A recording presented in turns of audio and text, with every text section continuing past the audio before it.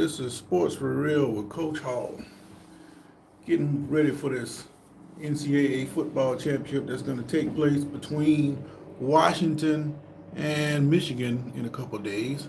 And I'm looking forward to seeing it. Not only because it's a good matchup, but it's also because I grew up watching these two teams play in the Rose Bowl. I mentioned once before where back in 91, Washington was the kingpin of college football. They pretty much ran through the Pac-10. Miami, meanwhile, was doing the same thing on the East Coast. Back then, champions from the two divisions, they couldn't play because of bowl tie-ins, and Washington never got a chance to play Miami. But Washington was very worthy of playing against that 91 Miami team. But it's interesting that the only championship Washington has, they had to go through Michigan to get there. They played again in 92. Michigan got a measure of revenge, but the championship went to Washington. Now, they're going to play for real again for Washington's second championship. And it's just ironic that they're going to be taking on Michigan. But more on that later. Well, I really wanted to talk today about the direction of college football, and with that, the viability of the NCAA itself. I saw a report the other day where 30-something Georgia Bulldogs players are going to be leaving. A lot of them are going to the draft, but a lot of them are also entering the transfer portal. They're going all over the place. But several of them are transferring within the SEC. One is going to be transferring to Georgia Tech, a rival. I can understand you transferring for several reasons, but I don't quite understand how you can transfer to your rivals. These are people you're supposed to not like. How can you go from hating a guy to going and playing with him the next? Don't you think if something goes wrong, they may just blame you for what took place? So I don't see how you can get comfortable in your rival's locker room. But this is what we're seeing. So this guy who's going to Georgia Tech, he's not the only one. There's several I'm sure I haven't heard about, but the biggest name a couple of weeks ago, ETN, the running back from Florida, he's transferring to Georgia. Can you imagine that? Going from Florida Gators to go playing with the Georgia Bulldogs? Some things just don't make sense, and to me, that doesn't make a whole lot of sense. Now, granted, before they had the transfer portal, there's a guy from Jacksonville, Gooch was his last name. I don't remember where he went first, but I know he played for Florida State and he played for Florida. But the transfer rules were different then, and I thought it quite strange then that a guy that could play for both Florida State and Florida. Yeah, you got friends on all these different teams, but it makes a difference when you're supposed to be rivals. So having said that, what is the future of college rivalries?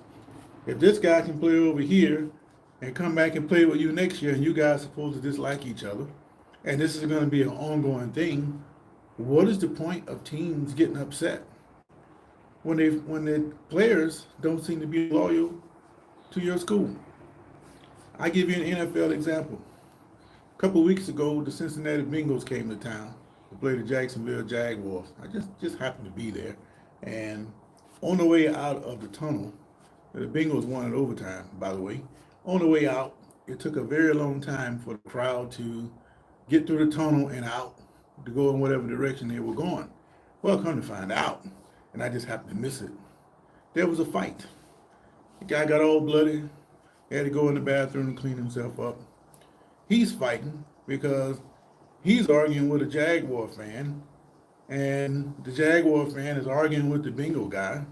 And my thought, like I said in the video, is for what? Those guys are friends. I don't like you during the game, but when the game's over, I'm going to shake your hand. I want to call you or do whatever we do, to show our friendship for each other. So what is the point of a fan getting in an argument about something that they have no control over, or something that could care less about how they feel about the situation? Now, I understand if you had some money tied up into the situation, that would make a whole lot of sense. But to be fighting over loyalty or colors of another team against another team because you don't like them, it's a waste of time. And the way I see it, college football is going in the same direction. I don't think you would see very many fights at a college game. At least I haven't heard of a whole lot. I know some fan bases come in and they talk a lot of trash, but it never gets much farther than that. But if the players are going to be switching around, well, what is the point of the fan base fighting with another fan base when you don't have a loyal player base to your particular school? And I just think that's something that people need to take notice of. But a lot of it we know is fueled by NIL. If I'm at Georgia and Georgia offer me X amount of money to come to Atlanta to play, hey, that might be tempting, especially if I'm from Atlanta area. Why not?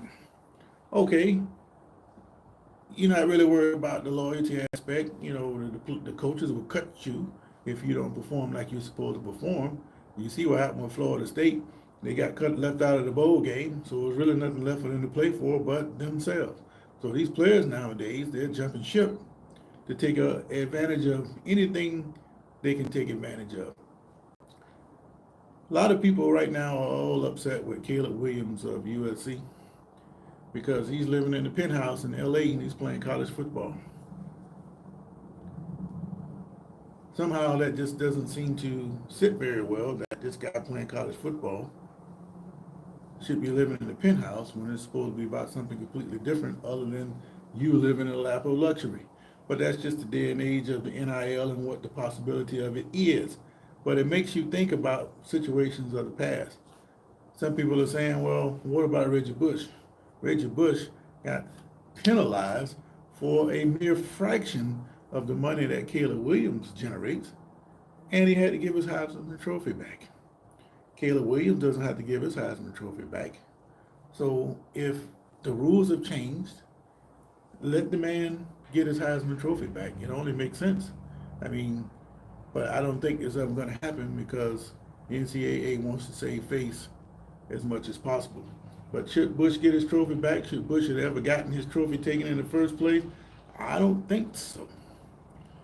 The games that they have to forfeit and the championships that they have to forfeit because of some rule violation, what difference does it make? There was two teams on the field that day, and they know who won the game. So regardless if you line it out or not, it counted. And if you don't believe that, ask some of the players who played who actually got injured in those games, and you see exactly what it is that I'm talking about. But again, the loyalty is something that needs to be looked at from a fan perspective. Why should I keep pumping my money into this and the players don't have any loyalty about the position that you're in? But it all leads back to the NCAA. Has the NCAA lost all of its credibility? Well, let me give you one more example. I just read today that Oklahoma State's starting quarterback has been granted, get this, a 7th year of eligibility. Now get this, you get 4 years. Generally you redshirt, that's 5. They gave them an extra year for those people involved in COVID. That gave him a 6th year. But now this guy here, because he got hurt, he's applied for a medical red shirt that gave him an extra year. So that's 7 altogether. Now, if I understood correctly, and I mentioned this the other day, I believe it was Bean O'Brien who applied for a 6-year medical red shirt. And back then I thought that was impossible. But it might not have been Bryant, but it was somebody on that Washington team that was dealing with injuries, and I know they had to apply for a 6-year eligibility. I don't think they got it, but I'm not certain about that because I'm kind of cloudy with the names. We are talking about over 30 years ago. So just for me to get it anywhere close should give me some credibility on that. But to give a guy 7 years, what's going to happen next? What happens if COVID breaks out again? You can give a guy another year after that. How many years does it take, or should it be necessary for some guy to play college athletics? That is an awful long time to be playing college sports. He should be tired and go and do something else. But the point is, if the NCAA can grant such opportunities, what's next? I think with everything that's happening with NIL and the transfer portal, the next thing that's going to happen, these guys are all going to be made employees, and they're going to be operating completely separate from the institutions. How you going to separate the two, I have no idea, because you need those stadiums and those institutions facilities to make this operation go. So these are all questions that have to be answered. But I just think it's interesting that these guys are now transferring to their rivals, and now you can get over 6 years eligibility. So it's just something to think about. But it's just what I was thinking about today. This is Sports for Real.